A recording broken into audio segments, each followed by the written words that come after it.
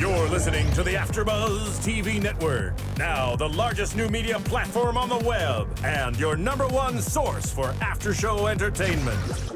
Very good, Keith Johnson.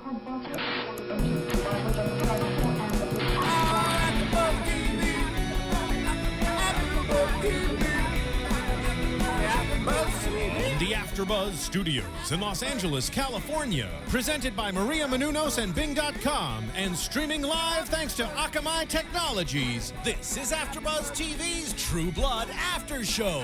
We'll break down tonight's episode and get you all the latest news and gossip. If you'd like to buzz in on tonight's show, you can buzz us at 424-256-1729. That's 424-256-1729.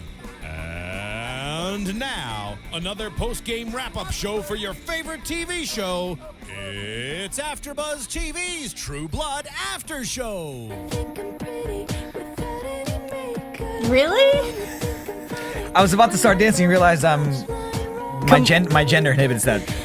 It's the song from, come on, Newland and Russell when they just demolished the whole frat house.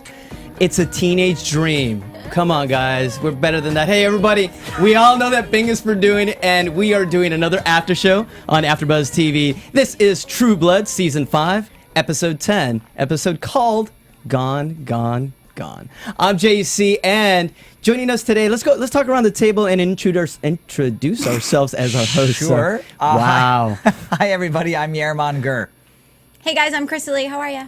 All right, and a quick shout out to Jenna Bush and Roth Cornett, who just couldn't make it this week. Hope you guys are back next week. Wow. Okay, there's a lot to talk about. I'm tongue-tied because seriously, I do not know how to make sense of tonight's episode. Like, I don't think you have to. that's why we're going to talk for the next... That's why we're here. Good. We're going to do it together. We're going to hold hands and do it together. I need my hand to be held tonight because... A little awkward. Okay. I meant figuratively. Okay. Good. Let's do it. All right. Marissa, hi. How are you? Hello. I'm great, guys. How are you? We're still digesting everything that went down tonight because... Oh, yeah. I want to say the last two episodes... I thought were phenomenal. I love the one that Stephen Moyer directed, and then last week it seemed like it was tying things up, which I should have known. Big mistake. You don't tie things up in True Blood on episode 9, because of course they're going to do this with us. And let's start with the overall gone, gone, gone. The theme. What did you guys think of tonight's episode? I liked it. I was just refreshed by the fact that there weren't as many things. Like they didn't go through everybody's storyline, because then it just.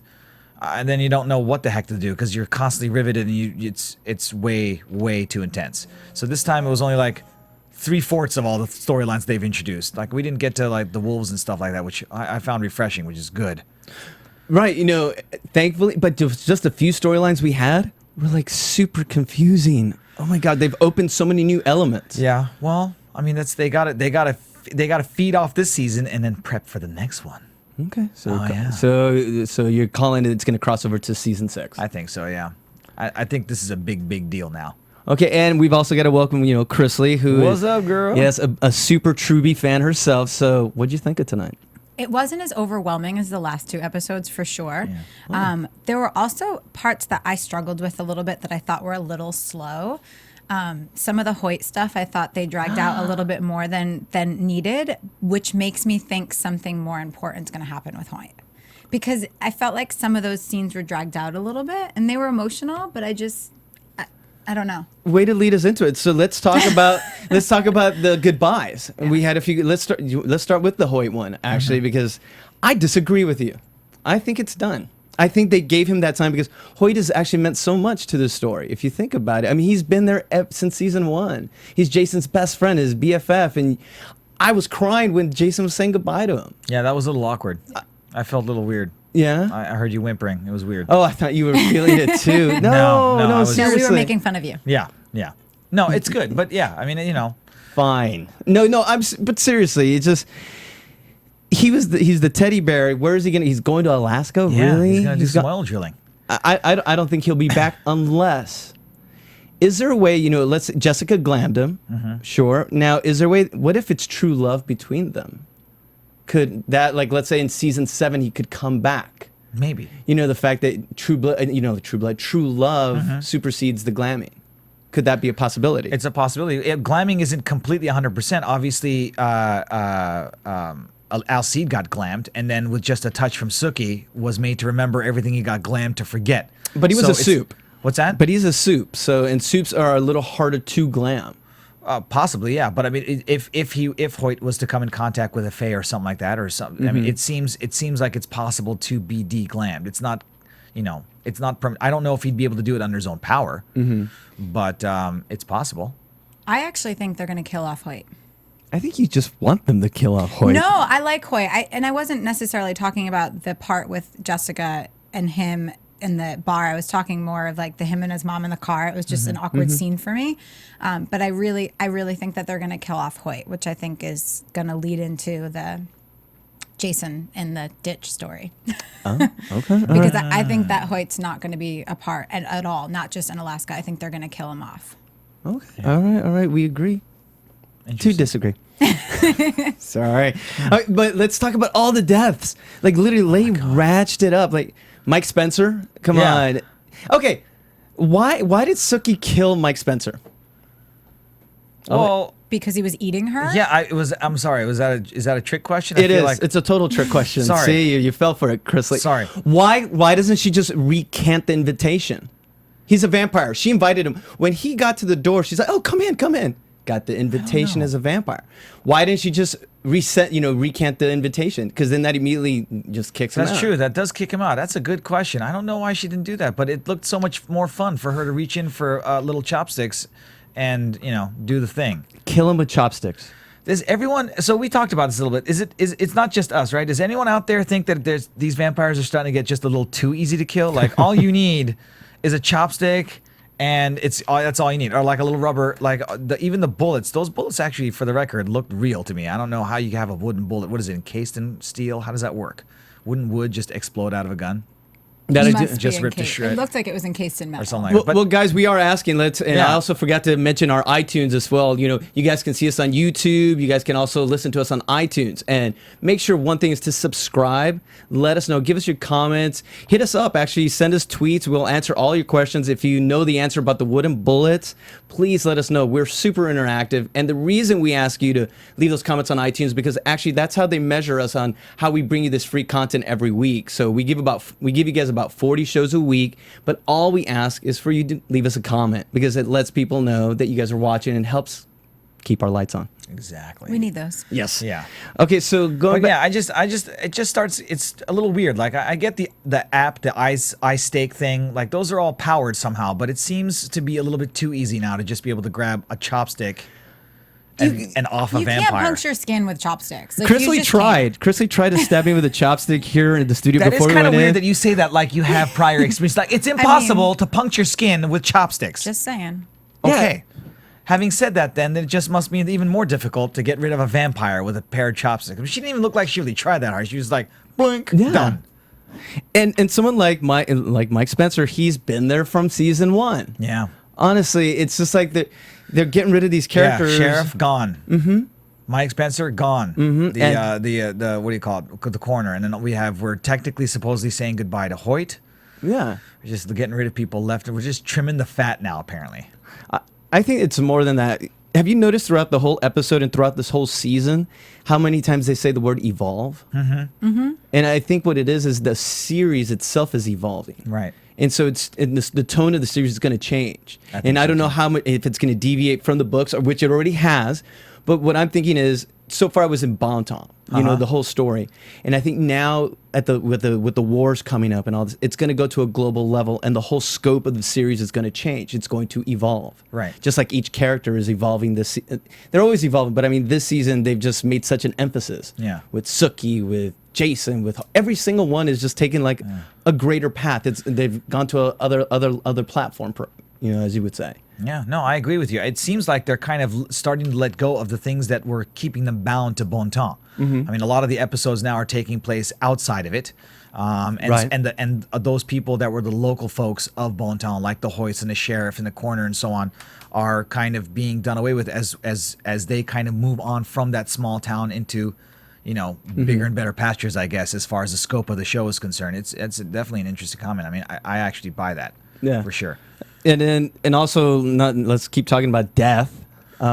Molly, even Molly. I mean, there goes that theory. Yeah, there goes. We had a theory, you know, that was it Roth? I believe that. Yeah, I think Roth was and Jenna too. I think they were both saying that. So Roth was supposedly, they were saying that Molly was possibly Lilith, which I thought was a great theory. Yeah, that would have been an awesome theory. Somehow they didn't like. I actually really liked that character. I actually really wanted to see her character develop because I thought she was so quirky and so unique and kind of like the rebel, the young rebel in the bunch that was like a techie. I kind of wanted to see that character grow, but apparently they didn't have the same plans. Well, yeah, because what I'm wondering is why kill her then? I mean, what was the point of killing? Just because she wouldn't follow the movement right now, you know, and her worth, she was not worth a lot, I guess, to the authority. So get rid of her. Right? Well, they didn't need the computer geek anymore because you know what I mean. If she wasn't going to follow their footsteps and do what she asked as far as Lilith, then why need her? You know what I mean?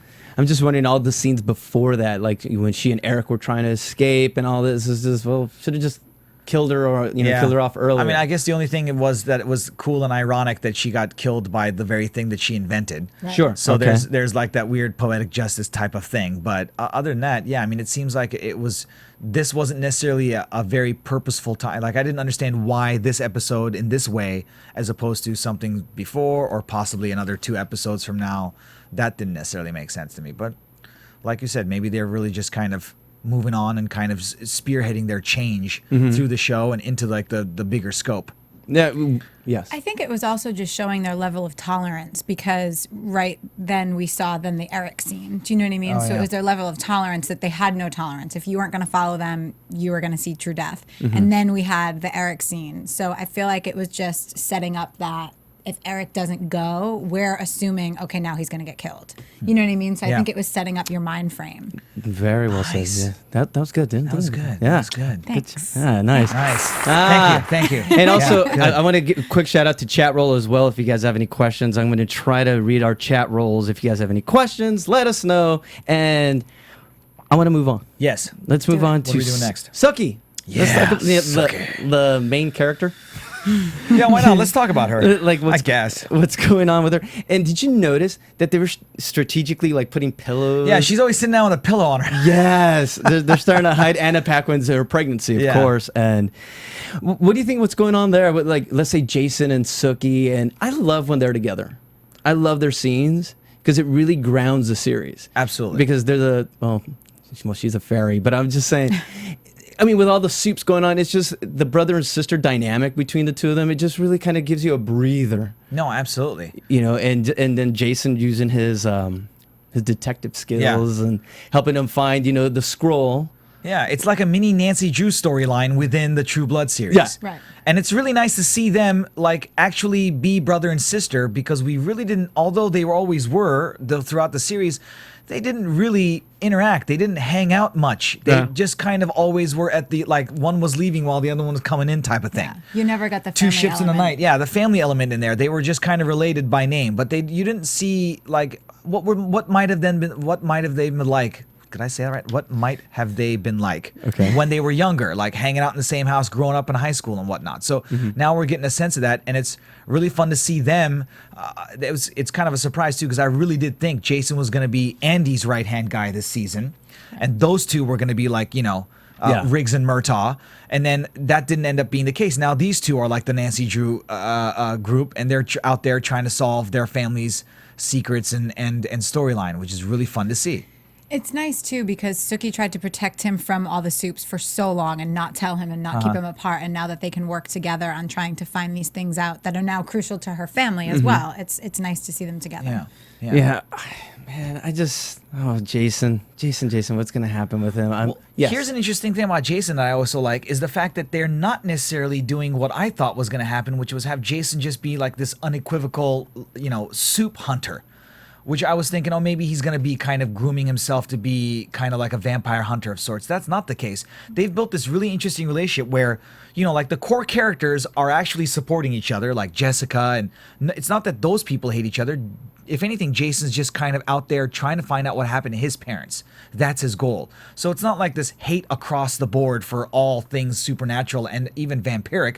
It's just, I want to find out what vampires killed my parents and go after those guys. But in the meantime, like, you know, he still interacts with Jessica. They still have a closeness. He's not like Bill when it comes to talking about Bill and Eric. He doesn't like cringe at the thought of all vampires. Before he was that way. Before just the thought of all things supernatural was just bugging him out. And he's less lost as a person. Yeah. Like the entire series, his character was always just so lost in everything in life. And this season, he's really kind of come to a whole as a person and as a character where you're not seeing that lostness anymore. Like he's kind of finding his space within this crazy place that he lives. Yeah. So he's evolving. Yeah, evolving. Yeah. So then I know I don't want to talk. We talked about it last week about the prediction of he possibly turning into a vamp and things like that. But I kind of don't want him to be turned because his character is getting into he's become. He's at this place where he's a full character. He's not this guy who's having sex with every character, you know, everyone he'd run into. He's become a force. You know, and like he even said, he's protecting Sookie. He's the guy people go to now. But I think that he's only going to become a vampire because one of two things happens. Either he feels like he wants to be turned because he has nothing else in his human life, or he's going to die and it's the only way to save him, much like Tara. Like, I don't think it's going to, you know what I mean? I think he's either going to stand and choose to be a vampire, which then I'm thinking may help him get to the Warlow. To Warlow, yeah. Right. Whoever he is. Yeah. So I feel like he's either going to turn to help find him or he's going to have to be turned because he's going to die. Yeah, I would probably agree with that. I mean, in one sense, Jason is definitely more grounded, but in the scope of the rest of the show, I don't necessarily know that he's that much different from, say, like an Andy character. So there's one thing that'll never be, or they'll have to figure out at some point, is that Jason is not like everybody else because he's technically part Fae, we would assume. He's obviously Sookie's relative. Right. So, you know, and sibling, close relative. So he's got, people are always wondering, and so I think me personally as well, what can Jason do? It can't just be about a good-looking kid in high school who had sex with everybody and was a star football player. You know, obviously something's there, because otherwise there's no difference between him and people like Andy. They're both law enforcement individuals. They're both human. So there's got to be something that makes him his own spin on things. Well, he just didn't get the Fae powers, but he got that Fae attractiveness, like kind of like Claw. Well, they haven't really what do you call it, dealt with that on the show, though. People know that from the books, but that's not something that's really been dealt with, you know, heavily on the show, if at all. Right. No, and I wanted to finish up with Jason really quick, but I gotta mention Amazon. Oh, I have to bring up Amazon definitely because those guys. It's no. No, I'm kidding. We've got a partnership with Amazon, guys, and what you do is if you go to AfterBuzzTV.com, we have a little icon on the right corner of our page, and what you do is you just click on there, and it'll take you to Amazon, of course. But that you can go make your purchases there. But the reason we ask you to do this is because every time you make a purchase on Amazon through AfterBuzz's page, it actually gives us a few cents back. So it really helps fund our shows. So we definitely, you know, people like Watchtower Base who spent over $400 just through Amazon by going through our AfterBuzz TV page. We really appreciate it. Really helps us out, guys. So please make a note of that. If you're going to make a purchase, go through Amazon, but go through AfterBuzz first. Thank you. All right. What? Why are you giving us Back to our regular scheduled program. No, gotta say it, but now with the Jason thing, what happened to the Werepanther thing?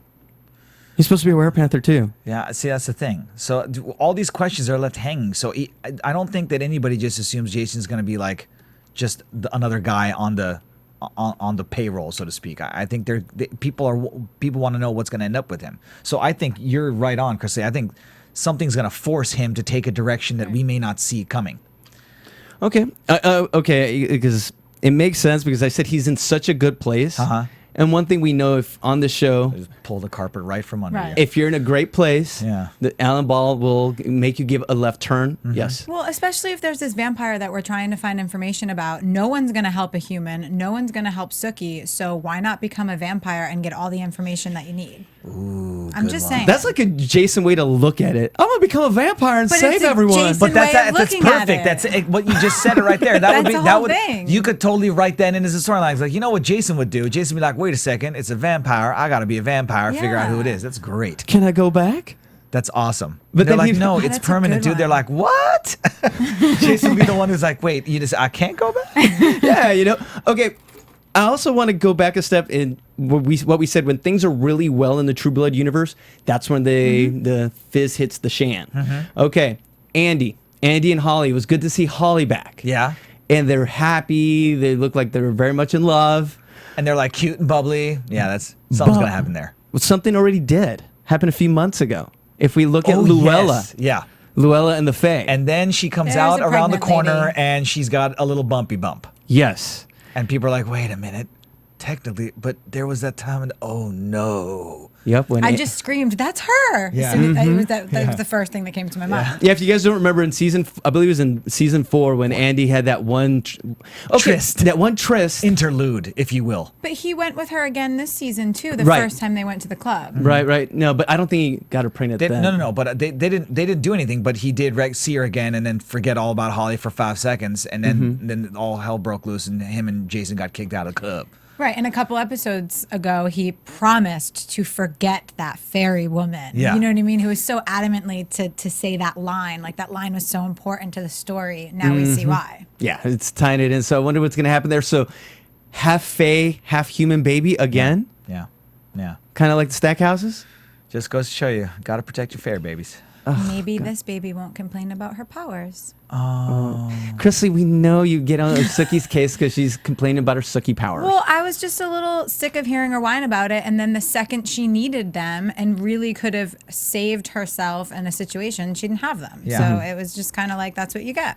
Actually, that's a very good point. I totally agree with that in the sense that I talked a little early, I think on one of the other shows about how excited I was that we're finally getting to see Sookie kind of learn how to use her powers.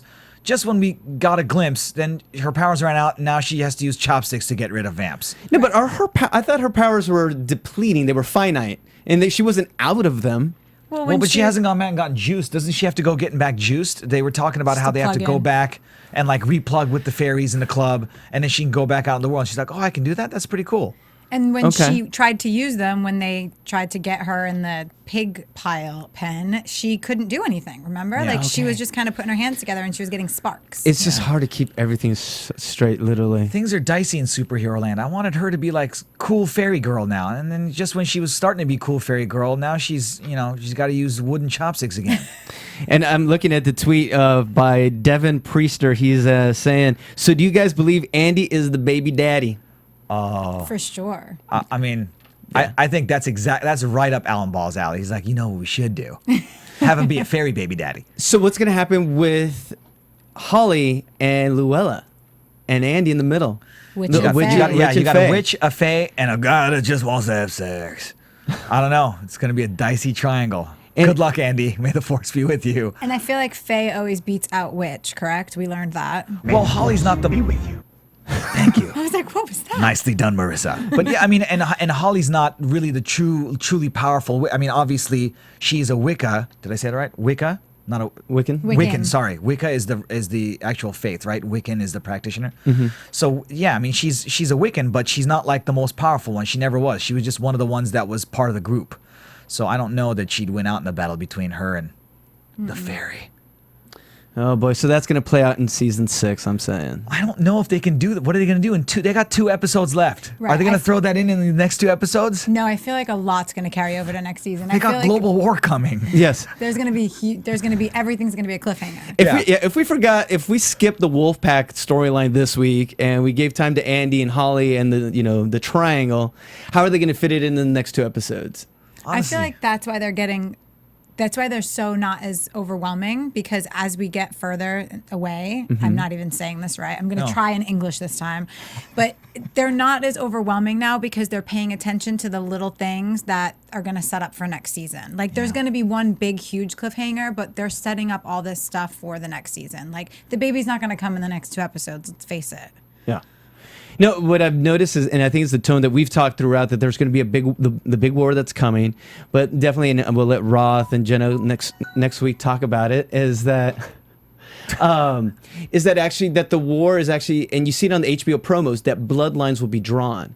So it almost seems like it's going to be kind versus their very own, people within their own kind. Of course. So everyone is going to be against everyone, and like Holly, and even though they're not in the same kind, but just you can see just everyone is just polar. They're just against each other.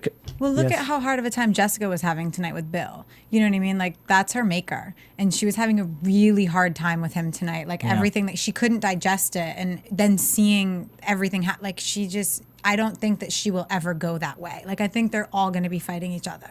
Okay, yeah, no, and definitely, we'll get into the whole into the authority bit, absolutely. But let's move on to actually Pam and Tara. I know Chrissy's waiting for Probably this. part of the best part of the episode. Yeah. For Yeah? me. Really? For me. Oh, it was awesome. Okay. Because a lot of the things that Jenna and Roth have also been they've been talking about how we've all loved Pam, and she's finally becoming like her own character, and then we were given glimpses of the fact that her and Tara were really gonna work out and become what they're meant to be, which are maker and daughter and close, as opposed to constantly battling it. And we finally got it hit home this episode. That was great to see. Yeah. She chose Tara instead of the club. So it's working. They're getting close. They're going to fight together. They're going to be, what did she say? They're going to be two leaves in the wind. Help me. Oh, yes. The line, yes. Gosh. I totally blanked out just now. If you chat roll, let us know for Chat sure. roll, throw it out to me. But yeah. My phone died, so you'll have to do it on the other chat rolls. Yeah. Other phones. But very Thelma and Louise vampire style, Yeah. yes, But it was, you're right. And they got rid of that sheriff, thank God. He was so annoying. I don't think a lot of people liked him. No. Well, Elijah. I kept thinking I was at like an old rock concert, and this guy was the one next to me ruining it for me by like jumping up and down and like, or in front of me actually standing up the whole concert and me not being able to see the stage. Dude, please help me. I felt like he was an American Idol trying too hard. But Pam struggling with no Eric has been interesting enough, and then being a maker with Tara, and then seeing Tara tonight actually stick up for Pam was something I didn't think would happen yet. Like I know that you've seen them evolve as together as a team, but seeing Tara really take it into her own hands and do something without Pam was interesting tonight. What would you say? Let's say if you guys have brothers or sisters and you guys are constantly battling with your siblings, but if someone from the outside comes and threatens your family, oh, you're all up in that. Right. Then it's muster time. Then the family bands together. Yeah. And I think, that's what Tara displayed. But hearkening to what you said, Yerman, is Pam finally showed the true maternal instinct. Yeah. That's my baby, that I will die for you. Yeah. I mean, it's fantastic. And Tara saying, first of all, and you were mentioning this earlier, Tara's looking good in vamp gear. She looks the best she's ever looked. She's really settled into the vamp gear thing. That's perfect for her. Those old Daisy Dukes and little tank tops or whatever she used to wear, great and all, but this whole vamp gear thing is really working out for her. But yeah, now and she's when she looked at Pam, Pam didn't even, usually I would have expected Pam to say like, what the hell are you doing, Tara? But didn't even say that. She's like, wait a minute. And by the time Tara says nobody messes with us in our house, you could actually see the pride growing in Pam's eyes. Like, oh, this girl's going to be good. See, I love how we've totally romanced this whole scenario, but what about the consequences? Well, what's going to happen here? Is a monarch going to get involved? They've got to. You've just assassinated a sheriff. I also find it weird that he just showed up. Like, there was never anything setting up him going there. Right. Like, how do we know they really sent him there? Like, there was never any of that storyline. He just kind of showed up, and they were just forced to believe it, which I wouldn't have. You know what I mean? Like, knowing everything that's going on. So I don't know consequences will happen right away. Of course they will. But no, but what you're saying is, what if it's just since it's kind of like the vampire world is in a little bit of chaos right now. Yeah. With the plants being blown up and they're kind of running around with their heads cut off. No pun intended. But who's to say? Like I think we even brought it up last week. Who put them there? What authority member? Who said? Well, there's the whole, right? So we've dealt with the authority supposedly at the highest level with the chancellors and such. But there's obviously been a couple of mentions of like monarchs saying rules like all of a sudden public feedings are allowed, and it's monarchs appointing this guy the new sheriff of Area 5. But we haven't dealt with the infrastructure of the authority from top to bottom. We've only really looked at the top 5 dudes, for example, 5 people. Sure. Nothing in between. So And it that's doesn't kind of a show hole that. for me. it doesn't show them telling people to do certain things, Right. to go certain places. So- So it's kind of like people are taking matters Yeah. into their own hands, which is just confusing to me. It's like, do they have a vampire blog? And they're like, you know what I mean? Like, is that what they're doing on the computers in the meetings? Because I don't understand how it's getting from point A to point Well, B. interestingly enough, that might mean that somebody like, or people in the position of Tara and Pam and Ginger, technically. By the way, quick shout out to Tara, who phenomenal scream yet again. She's back. Ginger once again throwing it down for home team. She's fantastic. They got to bring her along too. But We had her screaming on our show. Yeah, we no, had her I- back a few but, weeks ago. yeah, so- she screamed on our couch. you know, Best now that screamer. yeah, best scream ever. But now that they've killed off the sheriff, if they do get somehow in trouble, they probably will be able to use the chaos of the fact that we can't figure out the infrastructure, so Right. maybe they can't either. So they'll be able to kind of work around that or within it and not necessarily get persecuted, because I don't really understand who would be persecuting them. And if Eric is no longer there and he was the boss, then it seems like Pam would be the next boss of that area. So I feel like she would be able to have some sort of clout Yeah. that maybe she doesn't know she has. Maybe, yeah. Yep. And before we move, I just want to find out who's the Monarch. You know, because they killed the Monarch. I believe was it in season 3. Season 3. Yeah, it was then Russell. Bill takes over. No, but Bill takes as king, but as the sorry. Monarch. And they ended up killing the guy who reported, who was, I don't believe he was reporting under Nan. Uh-huh. But I wonder who the new monarch of that whole, that whole area, that territory is. Well, no, my understanding is that the monarchs aren't synonymous with the AVL. Nan was part of the AVL, but not necessarily a monarch. So Russell was a monarch, was he not? King of Mississippi. I want to say he was. Yes, he was the king of Mississippi. Yeah, and then obviously there was the Queen before that, Loved her. yeah, Rachel Evan Wood, and then Bill obviously took over as the monarch, but we haven't figured out who has come since. Okay. Well, we still if chat roll, if you guys know or tweet us, please let us know. Yeah. But let's move on real quickly. Running out of time. We got to hit little Sam and Luna. Anything stand out? Of course. I know. Love Luna. You love Luna. She's just badass this season. Yeah. I mean, she's always had a little fire in her, but she's just taken complete control this season. Like seeing her kind of go crazy. I mean, she's lost her daughter at this point, and as Yeah. any mother would know, I mean, God, I don't have children, I have dogs, but if anyone stole my dog, I would go hunt them down as well. So I mean, it's just what course. you do. You know what I mean? But she's really her As a charac- mouse. As a mouse, I Right. would turn into a mouse first, of course. See, I actually thought what she was going to do was infiltrate Newland's the interview and somehow take him out or just Me too. shapeshift into him.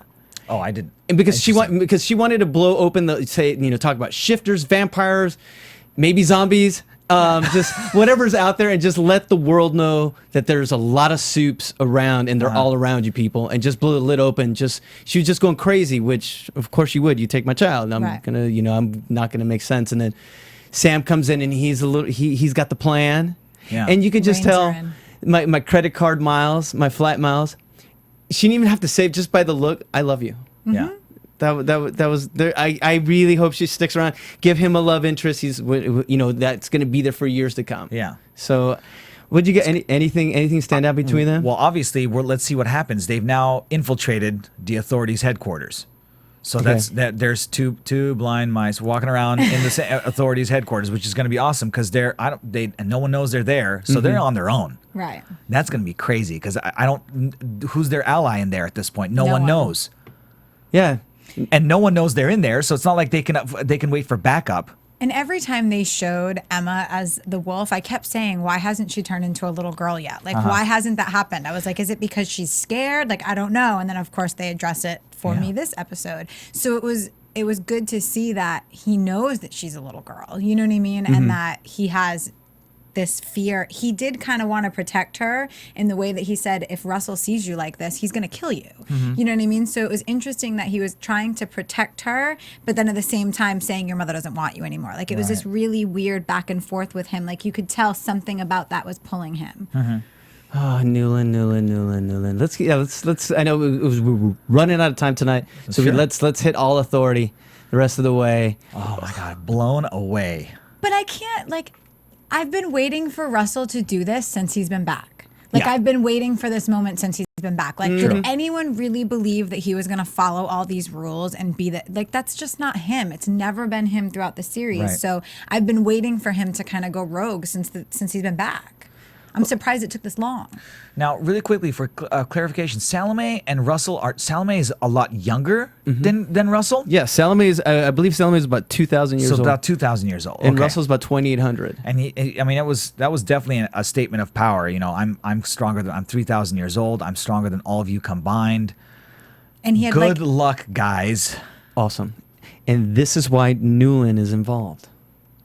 I think Newland, the only person that's going to take out Russell is going to be himself and his own vices. and Interesting. and his love interest is Newland. And his love interest is Newland. And what if, let's say, because we haven't found out yet who made Newland. Right. What if Salome made Newland as an insurance As a policy? weakness. Maybe. You prey upon his own weakness, which is his desire of love. And remember when Eric finally told Russell that, you know, he said, I'm a full sanguinista now, and I believe in the movement now, and he apologized, but Russell said, but we're not even. Yeah, he said you're getting the better end of the deal. Better end of the deal. 'cause Although that's- Salome did look surprised when like she didn't necessarily look like she had everything under control and she had a contingency plan when Russell went AWOL. Okay, so you're saying, I mean, she wasn't expecting to be thrown into a pillar, and then she was like, wait a second, I might lose control of this guy. I didn't get from her eyes that she's like, okay, you think you're on your own now, but I got something planned. I No, got she an looked ace. panicked. Yeah, she looked panicked. So I She don't know did. that she's got an ace up her sleeve in Newland. then what type of strategist is she? I mean, wouldn't she know? Possibly not the best kind. No, That's the whole thing. Maybe, And I don't think that she has come across that she has been. Maybe Right. I saw it differently. I didn't feel like she ever had total control. I feel like she thinks she has total control at all times, like most women. But as I am a woman, know that most of the time, sometimes we don't. Sometimes we think we have it all under control, and it starts to fall apart little by little underneath us, which is what's happening with her right now. Like she's trying to rein it in, and she's now using Bill in the place that she was using. I cannot remember his name. Stabler. Roman. You know what I mean? She's trying to make Bill now mold into what she thought Roman was going to be. So now it's just like she's moving people around, but she doesn't really know what to do. Yeah. Okay. It's possible that she just had blind faith in the fact that she really was a believer in the Lilith thing, and she just figured, you know, Russell would come in line, and then they would go forth and teach the faith. So a myopic point of view for our Salome. Possibly. Now, Krisily. And she thought bringing Russell in that she would gain him as an ally, Right. and not thinking because, you know, she saved him, she thought he would owe that to her. But she clearly didn't know Russell because, Right. I mean, Russell anybody is that crazy. believed that, yeah. You know, and maybe that's why Bill is also the chosen one, because she thought Bill would be the strategist. He's the guy who's got more of a plan going. Noticing when he put, you know, Eric under Lilith's blood. Yeah. But then why is he looking at them and he's not buying So it? what did you guys think of all that? There was a lot of questions there. First of all, does Bill have something under his sleeve? What does he expect? Like, is he really thinking to himself, he's become the chosen one for this? Is Godric gone?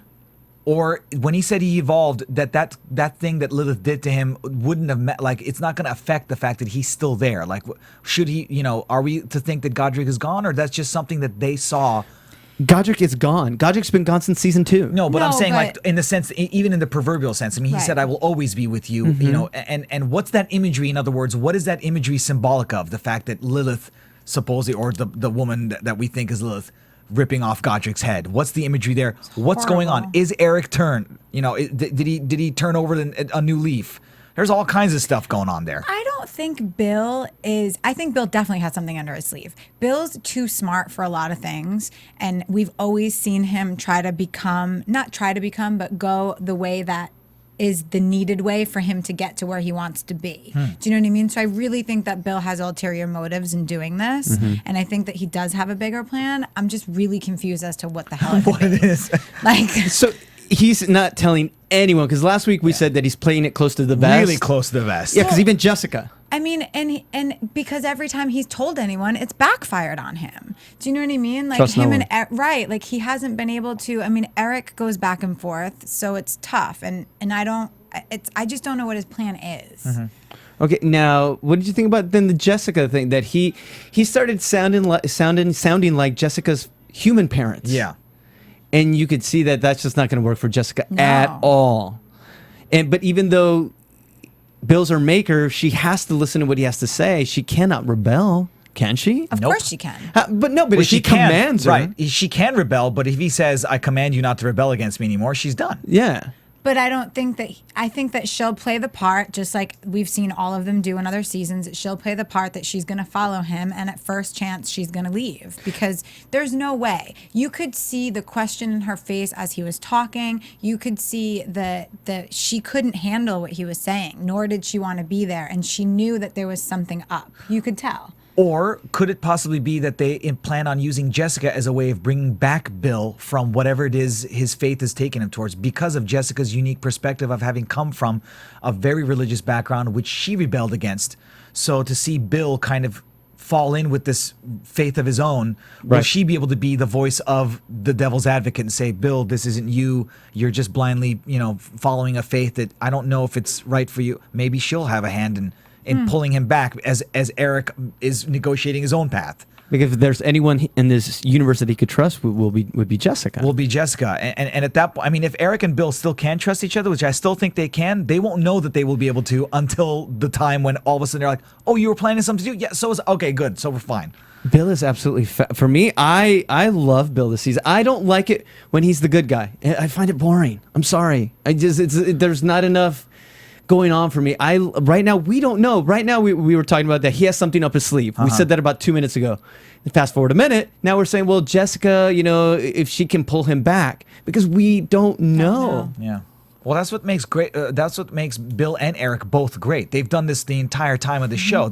For everything the good that they do, they also do something like, what the heck did you do? Man, that's not a nice thing to do. So it's that dichotomy that they constantly play between the good guy and the anti-hero, or the bad guy, or whatever. They play all kinds of things. The only problem. Do you think that Sookie's going to play a part in them not being a part of this religious culture that they're in right now? Because the only thing I could think of the whole time Russell was going on his tangent about the fairy thing was Sookie. Yeah. Because that's all I could think of was Sookie, and that Bill and Eric both looked at each other Yeah, in and they that both moment. kind of raise up and they're like, all whoa. Right. All of a sudden, you saw real Bill and real Eric. You didn't see this molded thing, and it was like all of a sudden Sookie. That's all they thought about. And I feel like that's going to play a huge part in the next 2 episodes. Remember, it always comes down to Sookie. It is the Sookie Stackhouse mysteries. Yes. You know, those are the books. So it's got to come back to her. Yeah. Oh God, I'm worn out. So I'm going to go ahead and talk about the elephant in the room too. So a chat roll, listeners, viewers, everybody out there, what is the deal with Russell's accents? There's like 8 of them. There were a lot of them tonight. I mean, Only when he there's did the one that speech. looks there's one that's obviously there's the Southern New Orleans drawl. Then there's the old world, like I am 3,000 years old, like that guy. I don't even know what Is that what- Arnold what- Schwarzenegger? I don't know. No, I'm 3,000 years old. That's Arnold Schwarzenegger. But he had like that accent. But even in that speech, he had, I want to say, like 3 or 4 accents. And I don't understand if that's a character choice, if that's Dennis O'Hare not fully grasping what the accent. I don't want to be a critic, but it kind of throws me off. Think of it this way. What if Russell's lived many lifetimes? He's had to be in many scenarios. He was Sure. in World War II. When he killed Eric's parents 1,000 years ago, he was in where was it, in Sweden? I forget where he was at, where he killed Eric's. Each place had a different accent. He had to live in those times. So and right now, when he was giving that speech, he had so much fervor inside of him that it just all came out. The eagle has landed, and his name is Russell. Okay. Hear me roar. Okay. So he just went into every little accent. So you think that is a character, like that's the character of Russell just kind of blowing through all of his historical accents over time. Absolutely. Yeah. What were you gonna say? What do you think? I didn't think of it that way until you posed the question. And when you posed the question, I was like, I wonder if that's exactly what I was thinking, was that as he was getting angrier and angrier and talking about the fact that he is 3,000 years old, He becomes his that oldest he self. became, he now went through Okay. the process of showing every different part of him in his own way. Because when that happened, I was like, is that just bad acting? Because he's not a bad actor. It's impossible. Dennis O'Hare is brilliant. That's why I was confused by it. Yeah. But then when you posed the question, I was like, I wonder if. I would think that's the case. I just wanted to throw it out there because it was like, I don't know if I'm supposed to be thrown off by that or not. Okay, before we go into predictions, Yes. one last question. Who is Warlow? Oh my God. It's my dad. She said that on Twitter. No. I was like, it's my dad. Dude, I honestly don't. People, throw out some ideas. I don't know. Yeah, because I'm eating crow I'm this racking week. my brain. Well, it's got to be somebody new. It's got to be somebody that we Or haven't does it? met. I think it does. I think it does. I think it's someone they haven't met, but I think it's someone that has a very strong connection to Bill. And I feel like that's how they're going to tie it all in. Will that person be the new player in town, so to speak, quote unquote, for season 6 as they lead into it? Because they might be trimming the fat to make room for more. Sure, of course. That's Obviously. So, yeah. or not obviously, but quite possibly. So maybe, as we get rid of Salome, or Russell's going to have to, they're going to have to figure out something to do with Russell. Yeah. So maybe Warlow will be the new kid in The town. new baddie. Yeah, because we don't know exactly. We just know that there was the contract. Why was that contract put in place with the Stackhouse family? Yeah. Who exactly? Yes. And we have to assume that Bill knew something about that contract, right? And that's why he protected Sookie for so long, because he had all those papers, he had all those files that we Right. never really got to see or learn about. So I have to assume that Bill knew something about that contract, and that's why he protected Sookie from this person that just hasn't come back. Because Yeah. eventually, I mean, the contract says he technically owns her. Right. So eventually he's going to come back. So I feel like Bill, that's why I feel like it has to have some tie to Bill, or Bill in some shape or form knows this person. Yeah, because she would have had to been protected her whole life. Right. Because he attacked her when she was a baby, and now he's back. And I'm sure throughout that, she's had a guardian of some sort. Throughout, just protecting her. So, and that I'm eating crow because I blew it up on Twitter. I told everyone that it was Roman, and because I'd counted the episodes, and there was 9 appearances, and if you combined Roman and Warlow's appearances to the rest of the season, it would equal 9. Okay. And Chris Maloney's total episode count this year on True Blood was supposed to be 9, and now Warlow wasn't on the show, so that theory was wrong. So I am wrong. So guys, if you guys are listening, because everyone was like, how are you sure that it's Chris Maloney's Warlow? So I know we gotta rethink our strategy, guys. So let's move on to predictions. What can we predict this week? Now, your AfterBuzz TV predictions. From a very uncomfortable episode that just everything is just upside down. Krisily. Sure, throw it to me first. I don't even know where to go with predictions. I was gonna have you ask Yerman, what do you think is gonna happen next week? I don't even know where to go. Sam and Luna? I want to say Sookie kills Russell in the library with the chopstick. That's a nice little clue reference for everybody. Seriously, I have no idea where everything I've so far thought was going to happen hasn't really. Yeah. So, I mean, well done, writers, because I don't know what the heck you guys have up your sleeve. Mm-hmm. I mean, I don't know what's going to happen. I really, really don't. At this point, it's kind of up in the air, which is kind of exciting, because if you really can come up with predictions, maybe that means that you're doing some things that have already been done, or you have themes that have been played out before or alluded to. But if all of us are sitting down going, what in the name of what is going to happen? You've done something special, because now you're just throwing everybody off. Unless everybody else out there, all you listeners and fans and watchers, know what's going to happen and we don't. Maybe let us know, because then we're just the three odd out people out. But I feel like that's one of my favorite things about True Blood is that every single season, there's been very, very, very few spots where I knew it was going to happen. Where I feel like almost all the seasons at the end, I've been at the edge of my seat and been like, oh my God. And it's always that cliffhanger. It's always that I can't even believe that they just wrote that. Like, Yeah. I feel like that's the one thing that I've loved about True Blood from season 1. So I feel like we can't guess, because it doesn't matter what we guess, because that's not going to be it. I think they just listen to all of us and then just write the Yeah, opposite. and HBO is so good at doing, like, being able to have the freedom to do things with their shows that you wouldn't necessarily have happen in other network television shows or other shows, period. They just, they'll take your lead character and kill him right off. They don't even care. Nope. They'll do whatever they want to do, because they're like, we're HBO. That's how we do Oh, it. so you think they're going to kill a lead character? No, I mean, they have in the past for other shows. I don't really know what they're going to do here. I hope they do. I really, because if they do that, then no one is safe. Yeah. If they really, truly just, and not that I dislike a character, but just, I think it'll just shake things up and people will be like, oh my God. And then you'll be glued every week. Oh my gosh, what's going to happen to my favorite character? But Yeah. as for prediction, I'm going to take one that I read from one of the boards. Okay. And this is just throwing it out there. Okay, Jason will be a vampire. And he's going to agree. be a vamp. he's a fae/vamp to battle Warlow because Warlow is possibly also a fae/vamp. So like a season pseudo 6. vampire hunter D/Blade. They're gonna fight each other out because Jason's up for a new calling. Like you guys said, let's take Jason to the next level. So that goes to Jason becoming a vampire because he has to. Not because he wants to. Right. Wow.